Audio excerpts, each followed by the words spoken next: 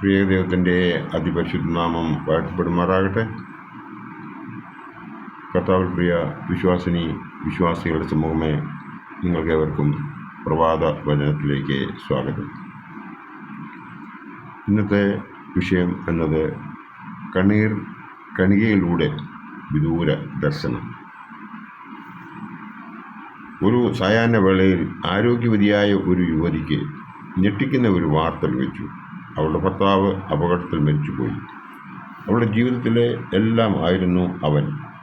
അവൾക്ക് ജീവിക്കുവാൻ പ്രചോദനം നൽകിയിരുന്നവൻ മരണപ്പെട്ടു. നമുക്ക് ചിന്തിക്കാവുന്നതേ ഉള്ളൂ, പിന്നെ എന്ത് ആണ് ആ വീട്ടിൽ സംഭവിക്കുന്നത്? വിലാപവും തേങ്ങലും കരച്ചിലും എല്ലാം ആയിരിക്കും. ആ അവസ്ഥയിൽ അവളുടെ മെഡിക്കൽ ചെക്കപ്പ് ചെയ്യിപ്പിച്ചാൽ സ്വാഭാവികമായും ഹോർമോണുകളുടെ വർദ്ധിച്ച അളവുകളും പിറ്റ്യൂട്ടറി, തൈറോയ്ഡ്, ആൻഡ്രിനൽ എന്നീ ഗ്രന്ഥികളുടെ പ്രവർത്തനങ്ങളും വർദ്ധിച്ചതായി വ്യക്തമാകും. കാരണം അവളിൽ കയറിക്കൂടിയ ഇരിക്കുന്നത് വിദ്വേഷം, ഭയം, ദുഃഖം, ക്ഷീണം, കോപം എന്നിവയാണ്. പ്രിയപ്പെട്ടവരുടെ മരണം മൂലം മനസ്സിൻ്റെ സമനില തെറ്റുന്നു. മറ്റേതെങ്കിലും തരത്തിലുള്ള വലിയ നഷ്ടം വന്നു ഭവിച്ചാൽ മനസ്സിൻ്റെ സമനില തെറ്റുന്നു, നിരാശരാകുന്നു. നമുക്ക് ചില അടങ്ങാത്ത ആഗ്രഹങ്ങൾ സാധിക്കാതെ വരുമ്പോൾ മനസ്സിൻ്റെ സമനില തെറ്റുന്നു, ദുഃഖിതരാകുന്നു. മനസ്സിൻ്റെ സമനില തെറ്റുമ്പോൾ നിരാശരാകുമ്പോൾ ദുഃഖിതരാകുമ്പോൾ ശക്തി നഷ്ടപ്പെടുമ്പോൾ നമ്മുടെ അതായത് പ്രതിരോധ ശക്തി നഷ്ടപ്പെടുമ്പോൾ നമ്മൾ രോഗികളായിത്തീരുന്നു. ഈ രോഗത്തെ ചെറുക്കുന്നതിനായി നാം ആശുപത്രിയെ സമീപിക്കുന്നു. അവർ നമ്മുടെ ആയുസ് കുറച്ച് ഒരുക്കമില്ലാത്തവരായി ICUവിൽ നിന്നും പെട്ടിയിലാക്കി തിരികെ ഭവനങ്ങളിലേക്ക് തിരിച്ചയക്കുന്ന പ്രക്രിയയാണ് ഇന്ന് നാം ലോകത്തിൽ കാണുന്നത്. ഒരുക്കമില്ലാത്തവരായി എന്നത് എടുത്തു പറയേണ്ടതുണ്ട്. കാരണം രോഗങ്ങളിൽ നിന്നും നമ്മെ രക്ഷിക്കുന്നത് മരുന്നുകൾ മാത്രമല്ല, പിന്നെയോ നമ്മുടെ ആഹാര രീതികൾ, നമ്മൾ ജീവിക്കുന്ന അന്തരീക്ഷം എല്ലാം നമ്മെ രോഗങ്ങളിൽ നിന്നും രക്ഷിക്കുന്നു. അവങ്കിലേക്ക് ചെല്ലുവാൻ നാം ഒരുക്കമുള്ളവർ ആയിരിക്കണം. വേദപുസ്തകം നമുക്ക് സമാധാനം, ശാന്തി, സംരക്ഷണം, ദയ, സ്നേഹം, സന്തോഷം, പരോപകാരം മുതലായവ തരുന്നു. നമ്മുടെ രക്ഷയ്ക്ക് വേണ്ടിയുള്ള ഏറ്റവും വലിയ ആയുധമാണ് വേദപുസ്തകം. ഗലാത്യർ 5:22-23 ആദ്യ ഭാഗവും നോക്കുമ്പോൾ നമ്മൾ അതിൽ കാണുന്നത് ആത്മാവിൻ്റെ ഫലങ്ങളാണ്. ആത്മാവിൻ്റെ ഫലങ്ങളോ സ്നേഹം, സന്തോഷം, സമാധാനം, ദീർഘക്ഷമ, ദയ, പരോപകാരം, വിശ്വസ്തത, സൗമ്യത, ഇന്ദ്രിയജയം. ഈ വകയ്ക്ക് വിരോധമായി ഒരു ന്യായപ്രമാണവുമില്ല എന്നാണ് പരിശുദ്ധനായ പൗലോസ്ലീഹ പറഞ്ഞിരിക്കുന്നത്. സ്നേഹമുള്ള ഇടത്തിൽ മാത്രമേ സന്തോഷമുണ്ടാകുകയുള്ളൂ. സ്നേഹവും സന്തോഷമുള്ളിടത്ത് മാത്രമേ സമാധാനമുണ്ടാകുകയുള്ളൂ.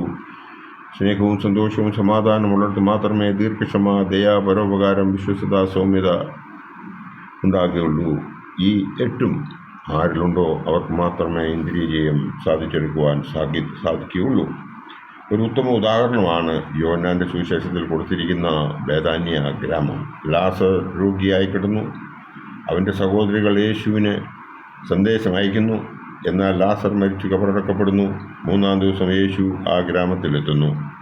ഇവിടെയാണ് കണികയിലൂടെ വിദൂര ദർശനം നാം കാണുന്നത്. യോഹന്നാൻ്റെ സുവിശേഷം 11-ാം അധ്യായം 35-ാം വാക്യത്തിൽ ഇപ്രകാരം പറയുന്നു: യേശു കണ്ണുനീർ വാർത്തു. ബൈബിളിലെ ഏറ്റവും ചെറിയ വാക്യം. കാരണം യേശു എത്രയും സ്നേഹിച്ചിരുന്ന വീട്, ആളുകൾ. നമ്മുടെ പ്രാർത്ഥനകളിൽ നമുക്ക് ഏറ്റവും ഇഷ്ടമുള്ളവരെ നമ്മൾ ഓർക്കാറുണ്ട്, അവർക്ക് വേണ്ടി പ്രാർത്ഥിക്കാറുണ്ട്. നമുക്ക് വേണ്ടിയും നമ്മൾ പ്രാർത്ഥിക്കും. എന്നാൽ നമ്മുടെ പ്രാർത്ഥന നമ്മുടെ കർത്താവായ യേശു ക്രിസ്തു നമ്മെ പഠിപ്പിച്ച രീതിയിൽ ആണോ പ്രാർത്ഥിക്കുന്നതെന്ന് മാത്രമേ അവസരത്തിൽ നിന്ന് ചിന്തിക്കേണ്ടതുണ്ട്. യോഹന്നാൻ ശ്ലീഹായുടെ രക്ഷാസുവിശേഷം 11-ാം അധ്യായം 25-26 പ്രകാരം പറയുന്നു. യേശു മാർത്തയോട് പറയുന്നതാണിത്. യേശു അവളോട്, ഞാൻ തന്നെ പുനരുത്ഥാനവും ജീവനുമാകുന്നു. എന്നിൽ വിശ്വസിക്കുന്നവർ മരിച്ചാലും ജീവിക്കും. ജീവിച്ചിരുന്ന് എന്നിൽ വിശ്വസിക്കുന്നവൻ ആരും ഒരു നാളും മരിക്കുകയില്ല. ഇത് നീ വിശ്വസിക്കുന്നുവോ എന്ന് പറഞ്ഞു. ഉവ്വ എന്ന് അവൾ പറഞ്ഞു. അതോടൊപ്പം നീ തന്നെ കർത്താവ്, ലോകത്തിൽ വരുവാനുള്ള ദൈവപുത്രനായ ക്രിസ്തു നീ തന്നെ എന്ന് ഘോഷിക്കുന്നു. ഇവിടെ യേശു കാണിച്ചു കൊടുത്തത് ഒരു ക്രിസ്ത്യാനി മരിക്കുന്നില്ല, ഉറങ്ങുക മാത്രമാണ് എന്നതാണ്. ഒരുക്കമുള്ള ക്രിസ്ത്യാനിയെക്കുറിച്ച് പറയുന്നു. യായിറോസിൻ്റെ മകളെയും അവൻ ജീവിപ്പിച്ചു, അവൾ ഉറങ്ങുകയാണ് എന്നാണ് പറഞ്ഞത്. ലൂക്കോസ് 8:52 പറയുന്നത്, എല്ലാവരും അവളെ ചൊല്ലി കരയുകയും മുറയിടുകയും ചെയ്യുമ്പോൾ കരയേണ്ട, അവൾ മരിച്ചിട്ടില്ല, ഉറങ്ങുകത്രേ എന്ന് അവൻ പറഞ്ഞു. ഇവിടെ നാം കാണുന്നത് വിശ്വസിക്കുന്നവർക്ക് ലഭിക്കുന്ന അനുഗ്രഹമാണ്. വേദപുസ്തകം ചങ്കിലേറ്റുന്നവർ, വചനം പ്രഘോഷിക്കുന്നവർ, വചനം പാരായണം ചെയ്യുന്നവർ ഒരിക്കലും നിരാശരാകില്ല എന്നതിന് ഉദാഹരണങ്ങളാണ് നാം ഇതേവരെ കണ്ടത്. അവങ്കിലേക്ക് കണ്ണുകളെ ഉയർത്തി നാം നമ്മെ തന്നെ സമർപ്പിക്കുന്നുവെങ്കിൽ, കണ്ണീർ കണികകളിലൂടെ വിദൂര ദർശനം നടത്തുന്നുവെങ്കിൽ നമ്മുടെ ബാക്കി ജീവിതം അനുഗ്രഹപ്രദമാകും എന്ന് അറിയിച്ചുകൊണ്ട് എൻ്റെ വാക്കുകളിൽ നിന്നും വിരമിക്കുന്നു. ദൈവം നമ്മളെ എല്ലാവരെയും അനുഗ്രഹിക്കട്ടെ. നന്ദി, നമസ്കാരം.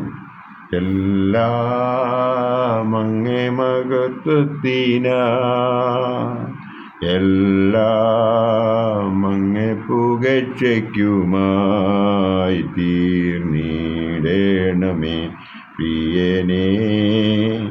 തിരുനാമമുയർന്നിടട്ടെ.